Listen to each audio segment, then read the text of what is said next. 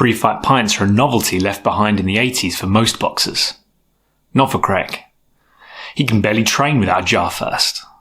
Not least on this bustling Saturday lunchtime at Chester's roughest busy pub. A dusty, murky, Victorian hall of a place. One that passes mould and safety inspections by a whisker. Boasting prices that rival Wetherspoons, the subsequent crowd can prove particularly unsavoury. A fact only amplified by the landlord's blind eye approach to letting in those on pub watch. Fuelled by a £325 government cost of living grant, even the lazy, lie-in prone stragglers are 6 pints down by 3 p.m. Most of the 100-odd punters are engrossed, utterly transfixed by the horse racing beaming off half the gaff's 70-inch TVs. A Betfred next door allows them to sink down their winnings, or sorrows should they lose, in an instant, before spunking the rest on the fruities. If it wasn't for such convenient access to all their gambling needs, many may have taken exception to the beady-eyed hunchback hogging the place's sole deal-or-no-deal fruit machine. A geezer who is himself well on the way to blowing his government gift load, all after being £600 up a mere 80 minutes ago.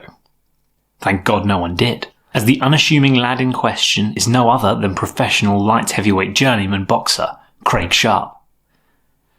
5 pints down himself, a figure that would be higher without the fruit machine's glittering distraction, he could not care less about squandering free money, a chance worth taking in his eyes. This carefree approach is soothed by the fact he is fighting in a couple of hours. While his fee of £750 for a 4-round fight sounds lucrative, expenses soon devour a humbling chunk. Being from Bangor and thoroughly opposed to ever moving, Craig has no other choice than to travel for fights given Gwynedde's non-existent professional boxing scene. While today's bout is in Chester, an hour-long train journey away, the hotel and train fees for his sons, George and Ronnie, who always tag along, add up. Tonight's scrap is imperative to Craig's career. While he's early on the card, meaning he'll be met by a measly crowd and bugger all TV viewers, he's up against hot prospect Charlie Carlito Buchanan.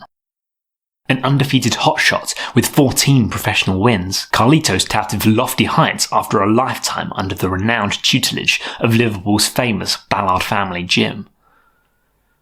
Many in the boxing world have chastised his decision to fight Craig. Rightly so. It's a step back, given Craig's abysmal journeyman record of 8 wins, 73 defeats, and 3 draws. But Craig's not here to make up the numbers.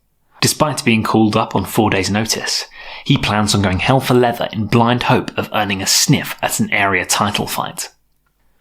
That is, of course, if he can prise his starry eyes away from the fruit machine first. With only £50 left on the balance, Craig's thin, slicked back, receding hair dampens in increasingly cold sweat. Off comes the brown trench leather jacket. He lobs it onto a table, rubs his grizzled, jaded face and rolls up his sleeves for one last push on £2 a spin. Fresh from lugging kit bags to the restlessly awaiting Uber outside, Craig's 14-year-old son George jogs over, panting from the excursion. "Wrap it up, Dad!" George sternly warns as he picks up the last 2 holdalls. Craig glances away, but the second George turns his back, he rustles through his pockets, pulls out a roughened-up tenner and shoves it in the machine. A parting 15 quid blowout on 25p a spin is in order. Craig's ex-wife, Cheryl, only grants Craig access to see them on fight weekends. Part of her motivation stems from the inevitable financial reward that comes with this convenient timing. This is, of course, on top of the court-ordered child maintenance that goes straight into her bank. Owing to Craig's severe lack of focus and subsequent dire punctuality, timekeeping and organisation is left solely up to George and Ronnie. The crafty sods don't half draw financial reward for their part. Craig's post-fight guilt makes sure of that. George scowls as he trudges back into the pub. "Paul said you on first." "Am I fuck?" Craig mutters. "Jono's done his hammy." Craig slaps the machine and grunts. He hates being pissed around, an event that comes hand in hand with being an undercard regular. Now left with half an hour less prep time, nothing but full fulfilment will do before bowing down to their demands. "Tax your weight. Least another 10. Wait, time fees are rolling already? Wait time fees. Dingler, aren't you? You and your Ubers, man. Not paying for that. Not me, that's blacklisted from every Chester taxi there is. He's got to get his fare. You wait. Dad, Ronnie's already paid on his phone. Last of his pocket money and all. Craig chugs half his Worthingtons and carries on playing. That's it. George is done with asking, yet he can't convert his audible authority into physical dominance as he fails in grappling Craig away from the machine. Get in the shrapnel. At least allow me that. Admitting defeat, Craig bats the machine's eject button and hands George a plastic arcade change cup. They frantically scoop up the £8 slithering out in 10p pieces. With the suave, uptight showrunner Paul Jeffers piling on the passive punctuality guilt trips, Craig decides there's no rush to run George and Ronnie through their paces. Just for being rushed, he's brought forward Ronnie's long-awaited hand-wrapping induction. To avoid a full-on meltdown, Paul storms out of the dimly lit, dingy changing room for a #1 Skinner leveller. George usually takes care of trickier tasks, but if both learn the ropes at this young age, Craig hopes it will pave their future in boxing management, anything that will swerve them clear of the financial mess that has consumed his treacherous existence. Craig firmly sticks the wrap's first loop over his thumb. He pulls on the wrap, showing the looseness of bringing it across the palm of his hand before looping it around the back. Craig rips off the wrap and hands it to a smirking Ronnie. All the secret research can finally come to use. Ronnie nails the wrapping in a swift, concise manner, impressing Craig to no end. After nailing the tying of Craig's glove lace, a now envious George insists on carrying out warm-up duties. He pummels a flurry of stiff jabs into Craig's stomach, not holding back in the slightest. A weary Paul appears and whistles from a safe distance. Hash-induced paranoia only further heightens his overwhelming fear of Craig. As for every last one of his professional scraps, Craig will walk out first. He awaits in the arena's entrance, bobbing around with a crude smirk. The holy diver bellows out of the 1,000-seat arena's bassy sound system. It's time. He winks at his boys before strutting out, flanked by 2 lethargic security guards. With only a handful of fans present, Paul will kick himself for squandering precious budget on their wages. The few present make their disdain for Craig as foreign underdog plainly known. Die-hard Bangor boxing fans ordinarily snap up between 10 and 40 tickets, but the short notice left no time for that. Believing to have this weekend off, Craig's got right on the lash all week after 5 consecutive weekends of losing contentious point decisions in every corner of Britain. Being a journeyman ensures judges chronically look for him to lose, whether deserved or not. To milk every second and leave Craig waiting in the poorly air-conditioned ring, Charlie calmly trundles up to the opposite ring walk entrance. While he's unbeaten as a professional, his fights have been cherry-picked, leaving him unproven at the highest level. Despite being a heavy 5-1 odds-on favourite, pundits and fans are intrigued to see how Charlie's chin holds up to Craig's unpredictable power. 8 of his team, including 2 older brothers, loiter behind, all wearing elegant green Ballard's gym jackets. Greg Ballard, his battle-hardened former British champion head trainer, apprehensively grabs his chief cash cow's arm. Animal look like heavy he is. Greg insists. Given the deeper pool of fighters, Craig usually fights at middleweight, often starving himself to do so. Light heavy is closer to his natural weight, allowing his best self to flourish in the ring. No complacency, Greg adds. Charlie scoffs as White Stripes' 7 Nation Army blasts out from the speaker. Confident in getting the job done within a round, he leaps forward, squaring past the crowd, and leaves his crew scampering behind. George and Ronnie watch in awe from the changing room as the camera pans on a seedy, menacing look in Craig's eye. Hal Prescott, the bald Cockney ring announcer, enters the scene, a late replacement after David Diamante's resignation only hours prior over a wage dispute. We kick our night off here in Chester with a 4-round bout sanctioned by the British Boxing Board of Control in the light heavyweight division. Out of the red corner, wearing blue and white shorts and officially weighing in at 175.5 pounds, this former Welsh title challenger has a professional record of 8 wins, 73 defeats, and 3 draws, with all of his 8 wins coming inside the very first round. Fighting out of Bangor, North Wales, Craig Flattener Sharp! Craig proudly pounds his chest while staring down the camera lens as a pint of beer lobbed from the crowd soaks his hair.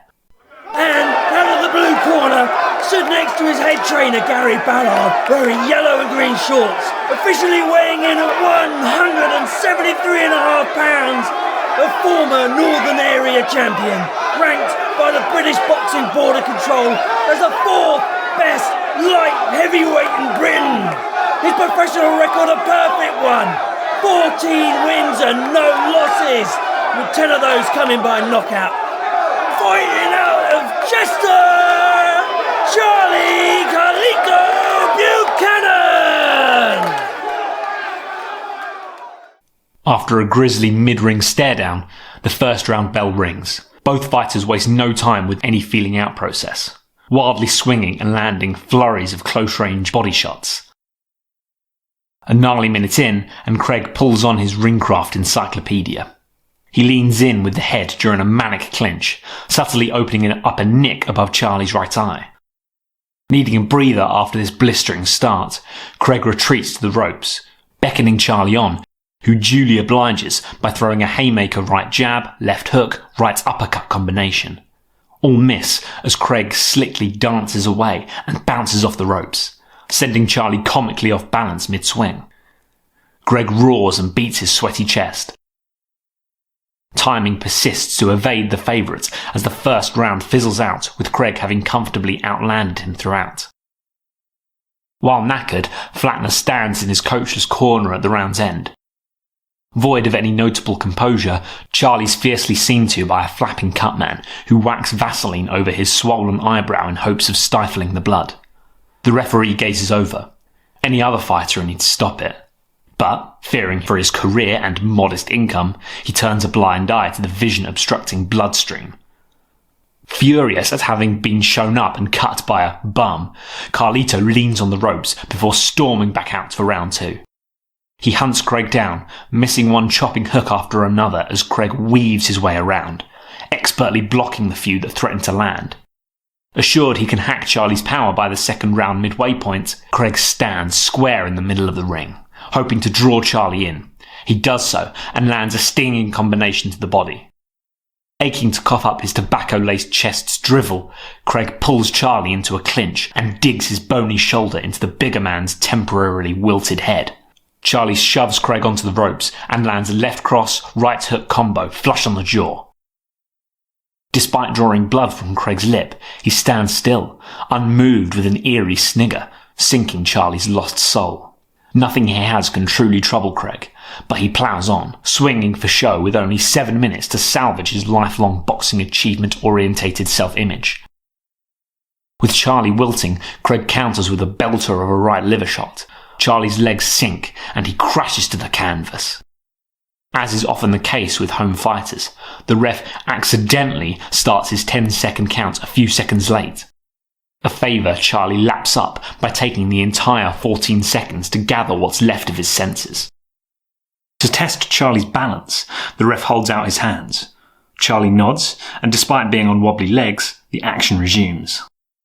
A Bangor whirlwind flies his way, with only the second round bell 10 seconds later stopping an inevitable TKO stoppage. Barely a grunt is muttered by Greg in the second round interval.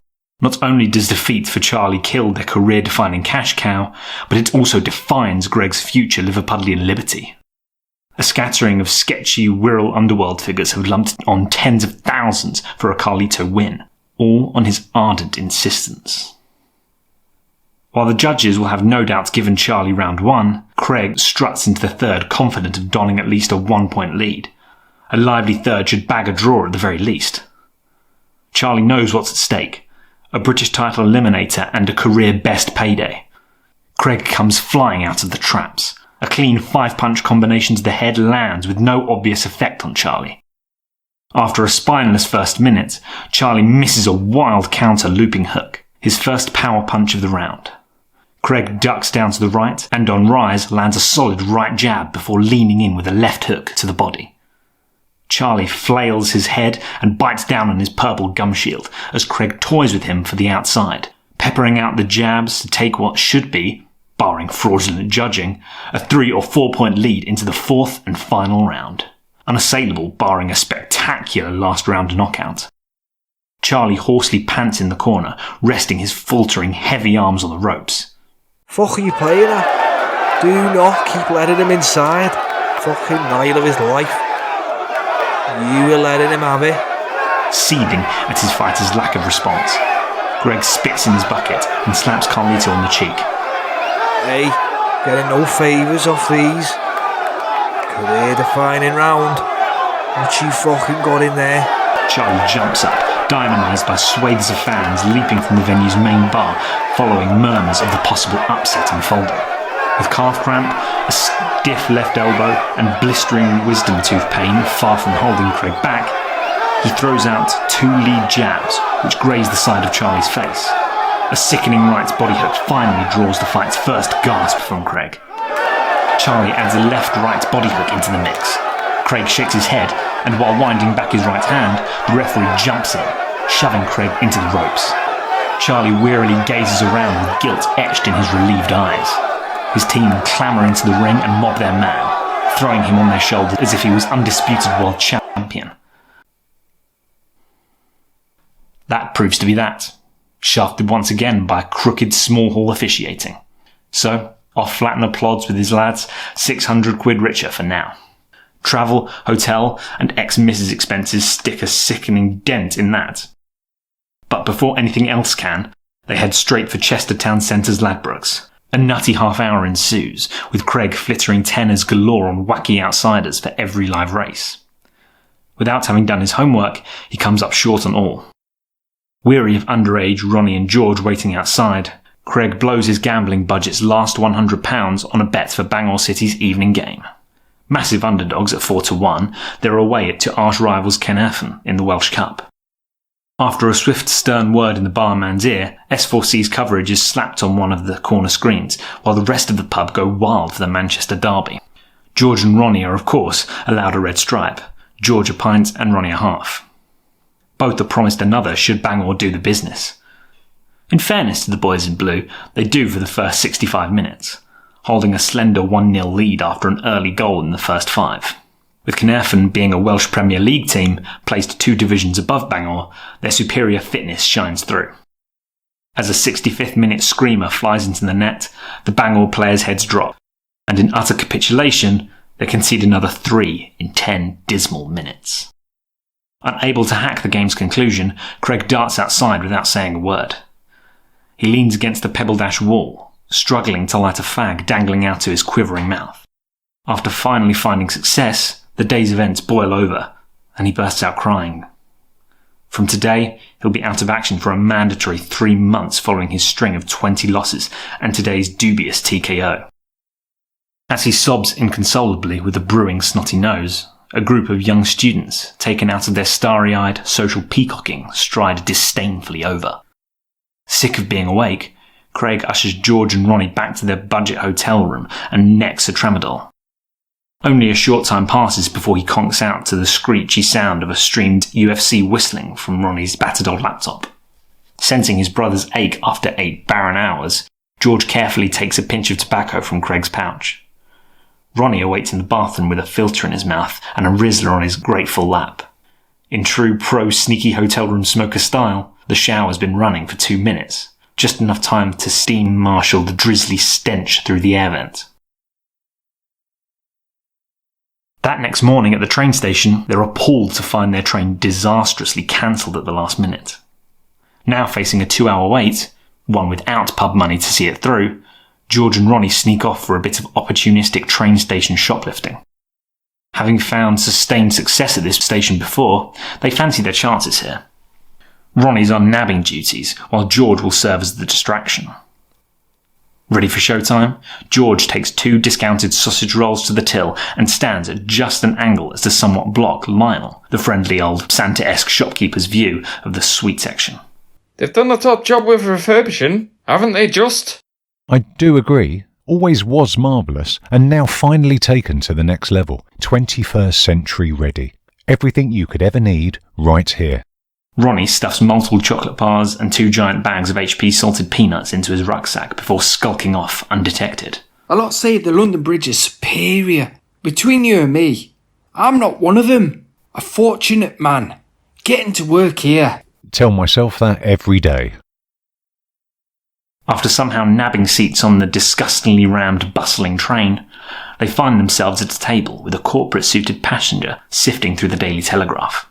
Ronnie and George sit opposite, cautiously chewing their sausage rolls. As Craig descends into hoarse snoring, the passenger scowls, ruining his stingy decision to swerve first-class tickets. Ronnie nods, giving George the all-clear to unload their chocolate and nuts bonanza. Ronnie sinks mounds of peanuts into his mouth, a salty move he soon regrets with no drink on show. As the train drifts into Bangor, Craig's no closer to waking up. George and Ronnie giddily get off, leaving their snoozing father on board. They slap the window from the outside, while howling in laughter as Craig's weary eyes burst open. Fucking little rats. Craig leaps up, grabs the bags and snaps his fingers at the train conductor. Wait there now, bossman. Hold the whistle. Throughout the mile walk to Ronnie and George's place, dreary, soppy reality sets in for Craig. It could be as long as a couple of years when George turns 16 until he sees the boys again. Who knows what Shaz will decide now that his income stream is temporarily curtailed.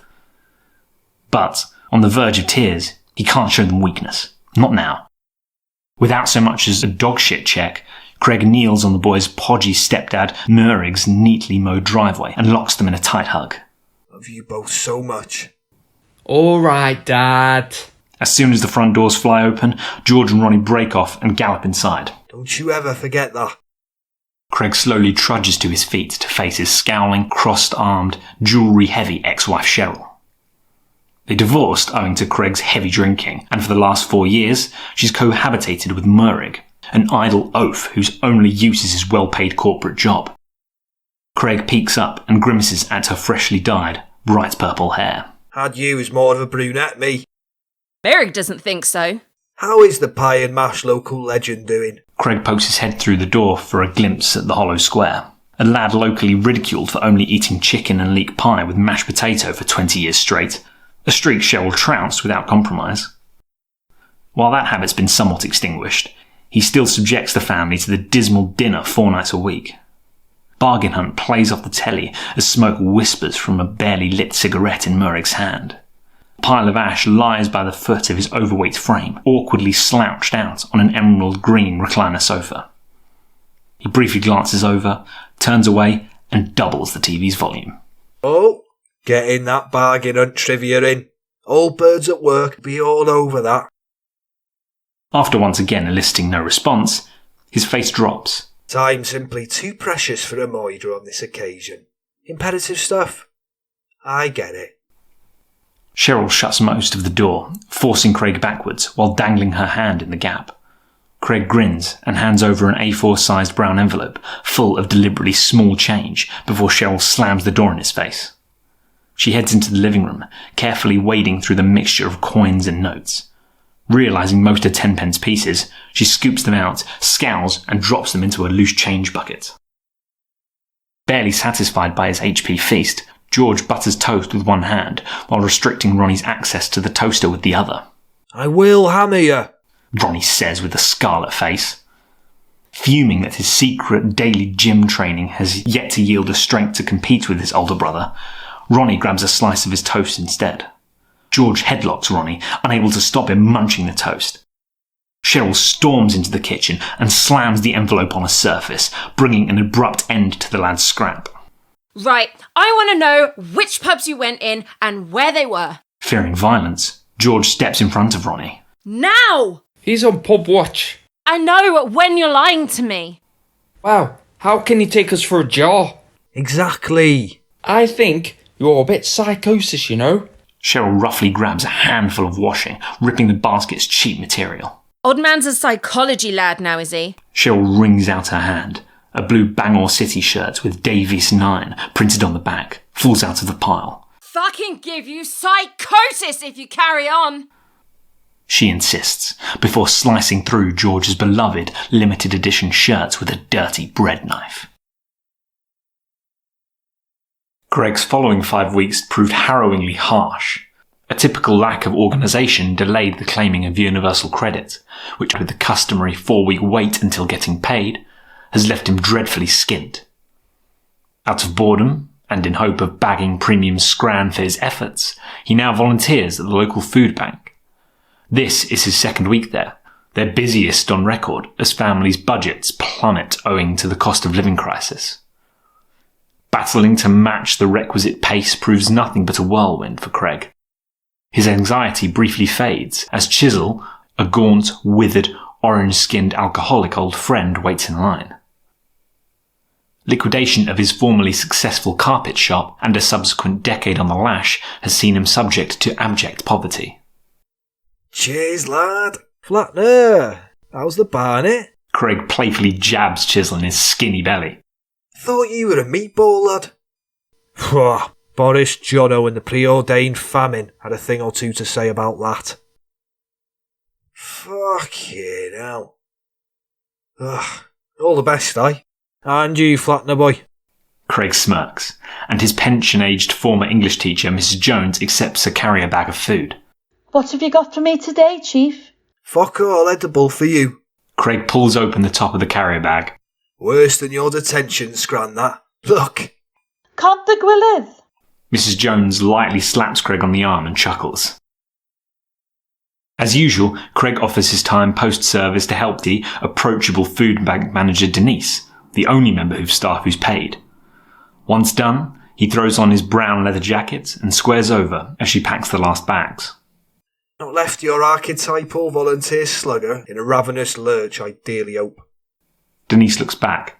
Her guilt-ridden face sinks. No way! Have I fucked?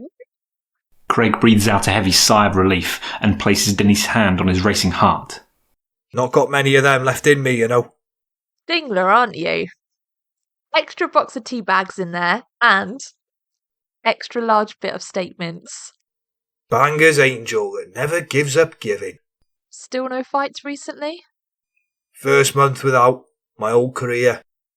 Craig's walk home lugging his food bags proves arduous. Exposure to most of the city's pubs only intensifies his 3-day beer drought. While passing the all-encompassing windows of Brassic pub, Singe, a lanky, cheeky chap of a drinking buddy, spills out of the door with his gawky, speckled, half-wit mate Kazza. They bicker about buying cocaine, both vigorously merry after 6 afternoon pints. On this occasion, Singe flamboyantly says. What about last week? The one before? Kazza protests. On this occasion, the bash buying duties are well and truly yours, my friend.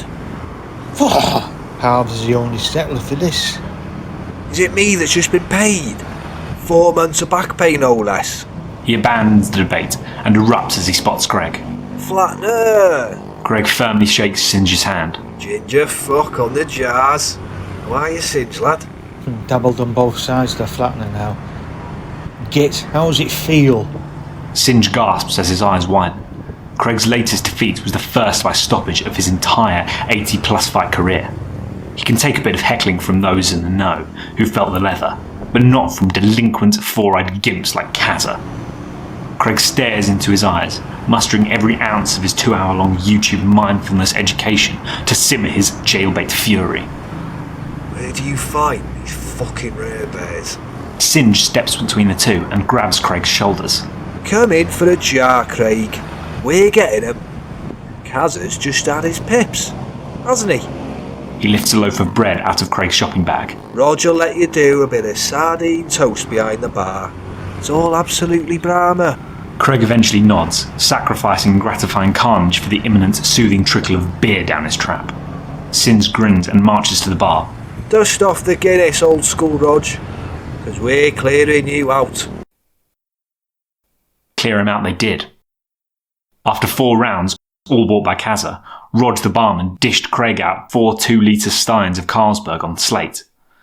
With sardine toast pushed aside, both at the pub and when he got home, Craig fell asleep, all bent up on his 2-seater black sofa. He wakes up to the bleak sight of his all-inclusive, cosmetically outdated bedsit room as grainy dawn sunlight beams through the stained open windows. Cars fly by outside as Australian football plays off the telly. Ash, an array of unpaid bill letters in various mullered states, and dregs of a bottle of whiskey populate the table. A groan of his stomach means only one thing. He heads for the bathroom, bends over the toilet, and sticks his middle finger down his gravelly throat. It takes a few attempts to vacate his gut for an early morning cardio session. A dusty dawn jog to the gym proves quite the awakening as he coughs out phlegm all up the pavement. No sooner has he set foot in the gym, the place's young lads jeer. Not for his loss, none would dare rip him for that, but for Bangor City's football result.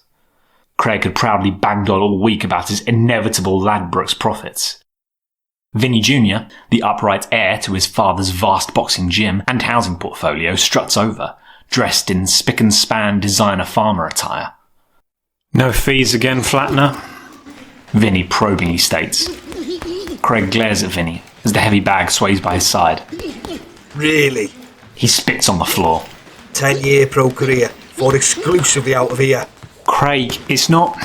Nah, I don't appreciate this all that much, Vinny Jr. I can't give you longer than a month to sort it. First time I've been stopped, my whole career. Gonna punish me for it, are ya? I'll be back in 2 months, scrapping every other week, putting this gym on the fucking map. Will you though? I'm good for it. You're not though, mate. Craig stares Vinny down, viciously close to planting one on his chin. It's not your integrity in question. Issue I have is, they're not going to put you in there again. Of course they fucking will. Craig, you nearly snapped Colito's head clean off. Ballard's golden boy, future contender in the making. Vinny shakes his head as Craig's vision turns blurry. Any vague, naive hope he had sinks without a trace. It was savage, out of this world. I'll give you that. I loved it. But if they ever put you back in there, it will be one daft TKO fucking fix after another.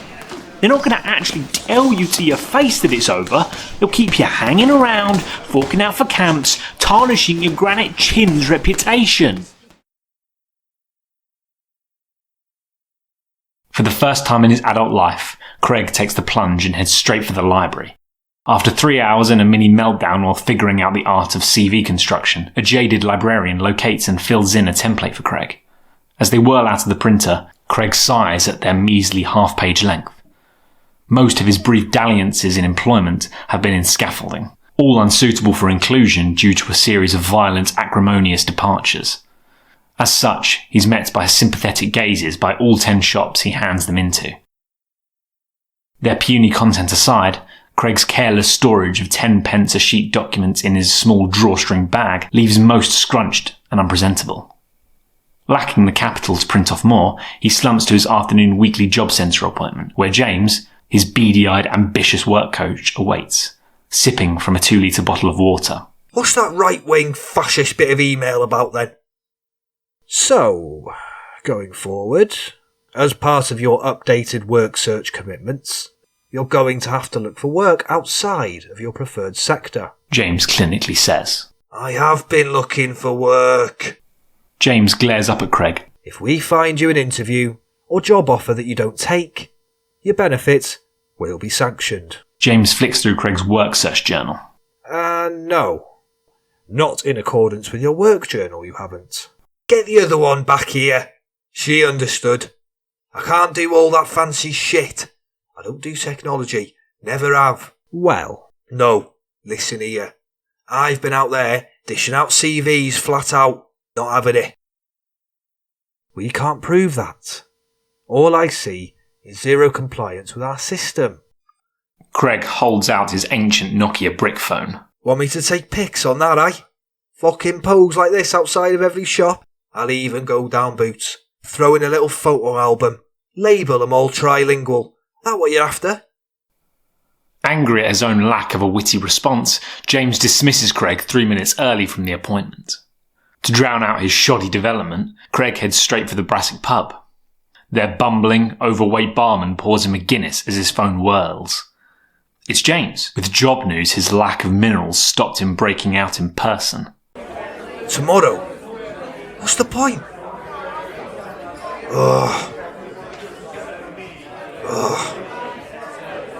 What you sending me for an interview there for? I don't stand a fucking chance. And I'll get sanctioned if I don't. Craig hangs up and slams his durable phone on the bar. On tick, Chief. Craig stares blankly his way as Rog smiles and throws over 2 bags of peanuts. Spot on, Rog. Can't be having you living off food bank, lad. Munch through the lot not far off. 3 days till the next. Yes, no dad, Craig Idris. I know. Starving I am.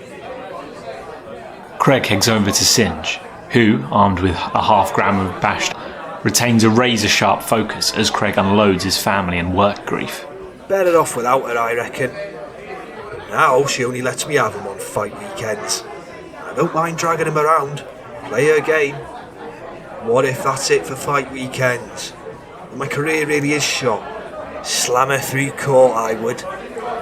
She knows I'm too skint for that. This is the wider issue at play. Singe spots Kazza wobble into the pub full of glib swagger, bashing into stools as he passes. He chugs his pint, safe in the knowledge a few more are soon to be swimming his way. Kazza reaches his hand over Craig's shoulder and nabs a hefty mouthful of nuts without asking.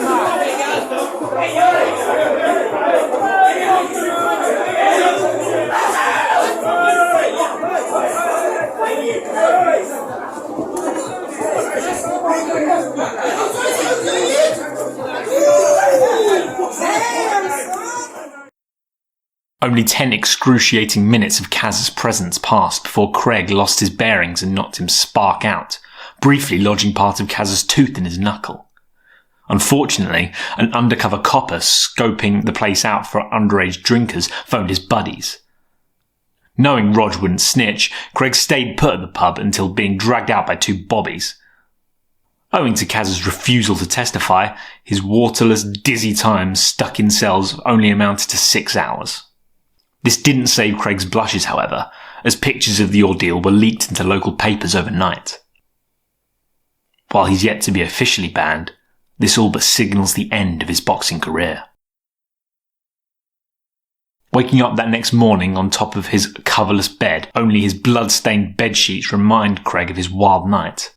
With half an hour to shape up for his call centre job interview, he jumps up and necks 2 Valium.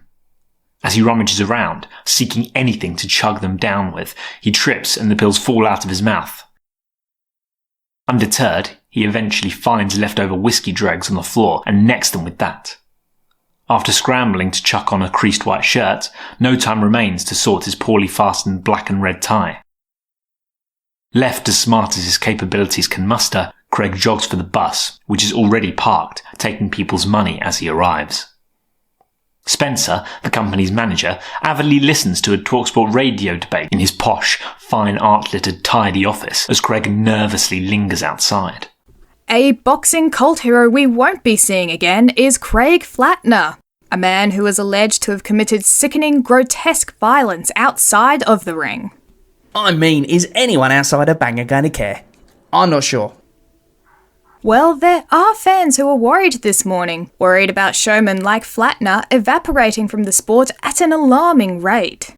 Well, if he was worthy of adulation, he'd have had Carlito out of there. He had his chance and now he's just a journeyman who's been stopped. Can't even claim the contrary anymore, simple as. But as gung-ho journeyman brawlers go, I don't think we'll ever see the likes of him again. 8 for 73. Shouldn't be getting the airtime if what we're told is true. He's a clown, and he's going to get what's coming to him. Well, that's me told. What is your number 1 Flattener moment? Having 2 escorts in his corner against Sonny Vaughan will always stand out to me. Phone in and have your say. Despite this and Craig's lacklustre interview, Spencer's thoroughly impressed. Knowing better than to have the live wire on site, he offers Craig a work-from-home job in the customer retention department. Unfortunately for his betting and drinking aspirations, Craig is asked to start on Saturday. After a strenuous in-home induction from an impatient young company rep, he sets up the microphone and leaves Craig stewing for a painful 24-hour wait before his first shift. While Final Score plays throughout the Saturday, beaming its permanent clock Craig's way as a daunting reminder of his upcoming duties. The ugly sight of the setup repulses him every 10 minutes that it catches his eye. By the time 6 p.m. swings around, the dread alone leaves him sapped. Just starting the program almost sinks him into a panic attack as it freezes twice, but he manages it just in time. While the first 3 calls are relatively incident-free, Craig's 4th proves problematic as he finishes off his hour's 5th fag. How can you sleep at night slaving off for these lot? My life savings vanished. Well, what I can tell you is that these diabolical actions are well and truly a thing of the past. New CEO has brought in a whole new regime. What fucking good is that for me, eh? There will be, I'm sure of it, court settlement for all like you who've been done wrong. Quite the company man in-house actor. Proud of yourself, are you? Craig shakes his head and rips off the headset. Can't make me work without a computer. So he launches it through the flat's thin plaster wall. It briefly dangles in the new gap before thudding to the floor as Craig lounges back on the sofa, scoffing the last thing in his food cupboard, a cold tin of beans. With 2 long days until the food bank next swings around, he best make those last. That's if the job centre don't deprive him of a voucher yet again.